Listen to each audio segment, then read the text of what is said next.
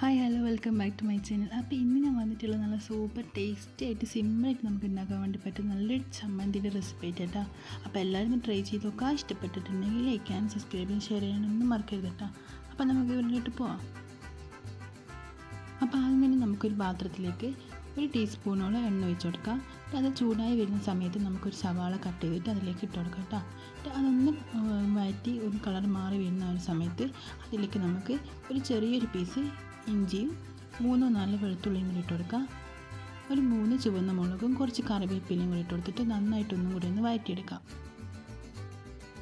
ഇനി ഇത് ഒന്ന് കളറൊക്കെ മാറി സ്മെല്ലൊക്കെ മാറി വരുന്ന ആ ഒരു സമയമാകുമ്പോൾ നമുക്കിതിലേക്ക് കുറച്ച് മുളക് പൊടിയും കൂടി ഇട്ട് കൊടുക്കാം കേട്ടോ. 1 ടീസ്പൂണോളം മുളക് പൊടി. അപ്പോൾ കാശ്മീരി ചില്ലി പൗഡറായിട്ട് ഞാനിപ്പോൾ ഇട്ട് കൊടുത്തിട്ടുള്ളത്. ഇതിലേക്ക് ആവശ്യത്തിന് ഉപ്പും കൂടി ഇട്ട് കൊടുത്തിട്ട് നന്നായിട്ട് ഒന്നുകൂടി ഒന്ന് മിക്സ് ചെയ്തെടുക്കാം. ഇനി ഇതിലേക്ക് ഒരു ചെറിയൊരു തക്കാളി ഇതുപോലെ കട്ട് ചെയ്തിട്ട് ഇട്ട് കൊടുക്കാം. എന്നിട്ടൊന്ന് മിക്സ് ചെയ്താൽ മതി കേട്ടോ. നന്നായിട്ട് കുക്കായി കിട്ടേണ്ട ആവശ്യമൊന്നുമില്ല. ഒന്ന് മിക്സ് ചെയ്തതിന് ശേഷം ഇതിലേക്ക് നമുക്കൊരു ചെറിയൊരു പീസ് പുളിയും ഒരു ചെറിയൊരു പീസ് ശർക്കരയോ വെള്ളമോ എന്താണെന്ന് വെച്ചാൽ ഇട്ട് കൊടുക്കാം. ഇത് നന്നായിട്ടൊന്ന് മിക്സ് ചെയ്തിട്ട് ഫ്ലെയിം ഓഫ് ചെയ്യാം. ഇനി ഇതിൻ്റെ ചൂടൊന്ന് ആറിയതിന് ശേഷം നമുക്കൊരു മിക്സിയുടെ ജാറിലേക്ക് മാറ്റി കൊടുത്തിട്ട് നന്നായിട്ടൊന്ന് അരച്ചെടുക്കാം.